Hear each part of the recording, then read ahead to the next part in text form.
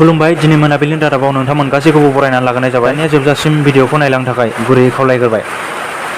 गिबि रादाबाव दङ सासे सुबुङा गावनि लाइसेन्स गोनां गंसे पिस्तलखौ साफा खालामबाय थानाय समावनो पिस्तलनि ट्रिगाराव आसि नांनानै हरखाब गुलिया गलांनानै सासे फालांगिरिनि हरखाब जिउ खहा जाबाय। बिटिआर सेन्ट्रेल योगा समितिनि बानजायनायाव क'क्राझार प्रगति भवनाव 21 जुनखालि एबा 9थि हायुं गेजेरारि योगा सानखौ फालिनो थाखाय साखाफारा जाबाय।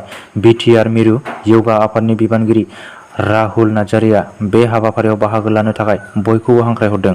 मेट्रिक आनजादाव बर' बिजोंजों फरायनानै टप-10 मासि आवग्रिनो हानाय फरायसाफोरखौ दिनै कसुगाव एबसुआ मान बावनायजों लोगोसे बरायदों होनना मिथिनो मोननाय जादों। सनितपुर जिल्ला ट्राइबेल संघआ खौरांगिरि मेल लादों। थांनाय माखासे साननि सिगां दुलाराय आसाम आदिबासि फरायसा आफादा ट्राइबेल संघनि गाहाय नेहाथारि आरो CCTOA नि चिफ अर्डिनेटर आदित्य खाख्लारिखौ खौरांगिरि मेलनि गेजेरजों आरजाथावै राव बाहायनायखौ लानानै दिनै तेजपुरनि ट्राइबेल गेस्ट हाउसआव सनितपुर जिल्ला ट्राइबेल संघआ खौरांगिरि मेल लादों।